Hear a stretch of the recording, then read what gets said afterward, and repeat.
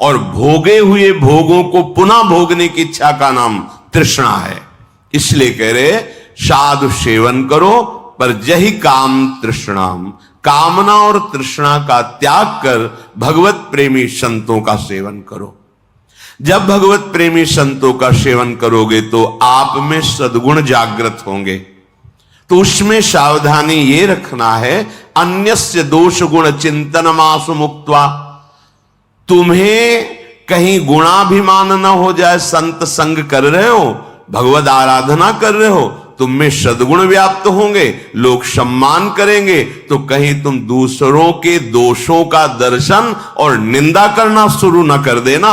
इसलिए सावधान रहना। लोक धर्म का त्याग करके भागवत धर्म का सेवन करो।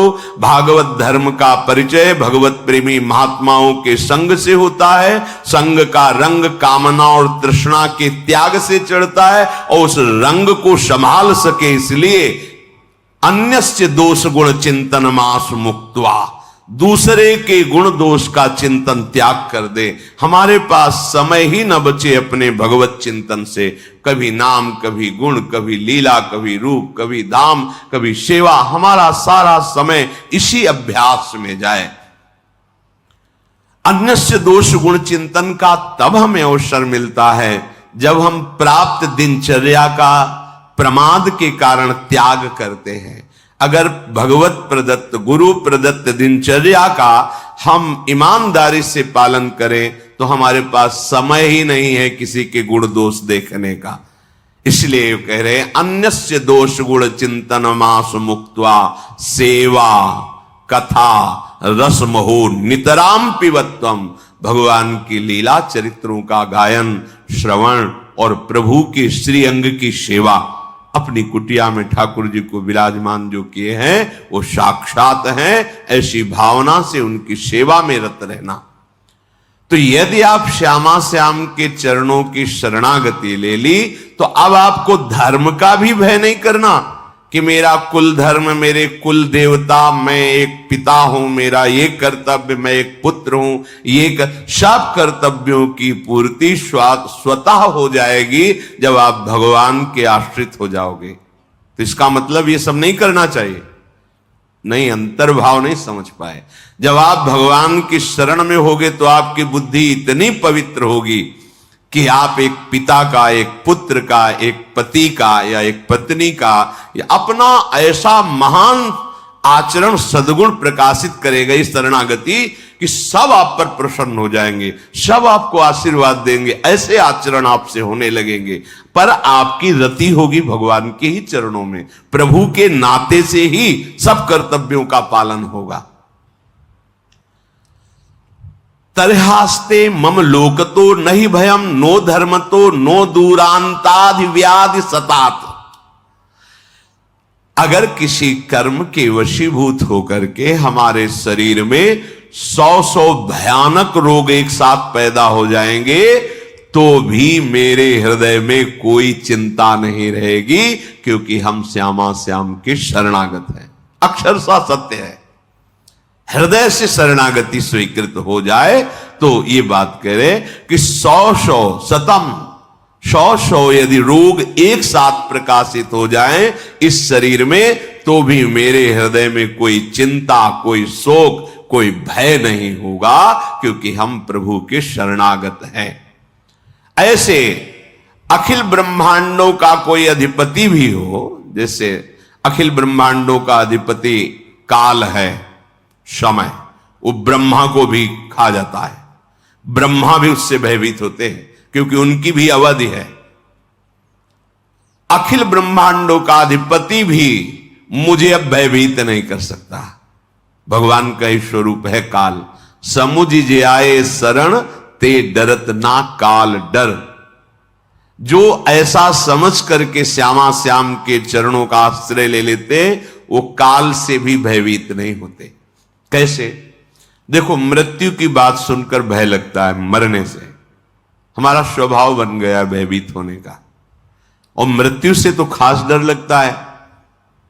सच्ची मानिए, जो भक्त जन होते हैं जिनका हृदय प्रभु को समर्पित होता है, उनके मृत्यु का समय ऐसा होता है जैसे विशाल हाथी के गले से रायबेल की माला टूट के गिर जाए, रायबेल जो श्वेत, उसको पता ही नहीं चलेगा कब छूट गया। बस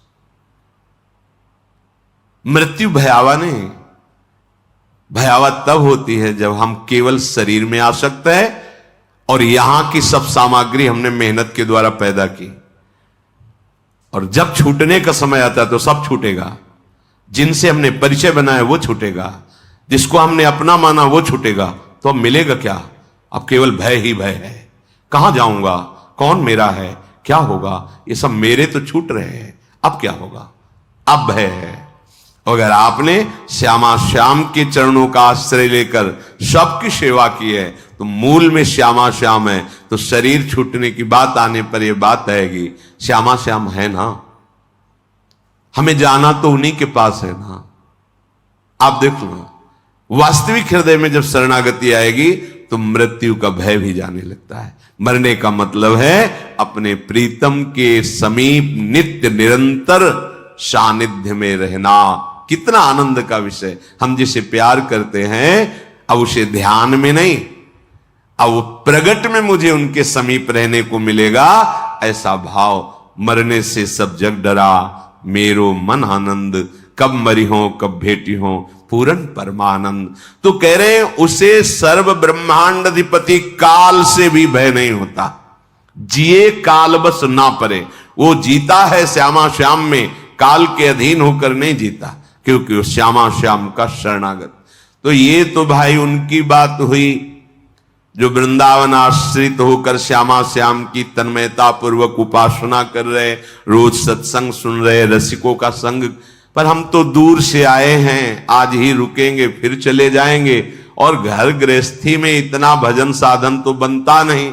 वहां तो सुन लिया, पर आचरण और वायुमंडल का प्रभाव हमें ऐसी स्थिति में तो रहने नहीं देता कि 100 व्याधि हो जाए, मुझे कोई चिंता ना हो, मुझे किसी धर्म की परवाह नहीं, लोकांतर के अधिपतियों का कोई डर नहीं। ऐसा तो नहीं है ना। तो हमारे लिए क्या है?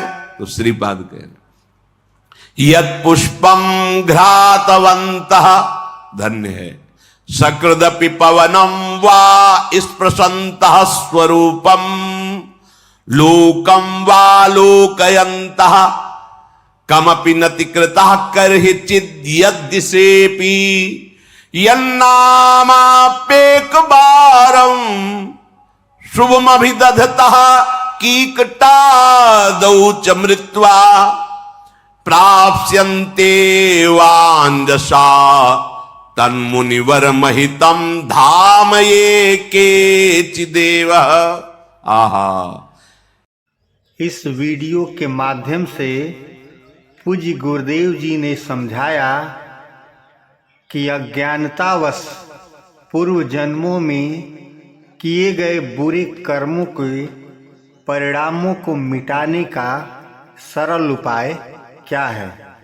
उम्मीद है आप गुरु महाराज की बातों पर अमल करके जीवन को प्रभु के शरणागत में ले जाएंगे। जय श्री राधे कृष्ण।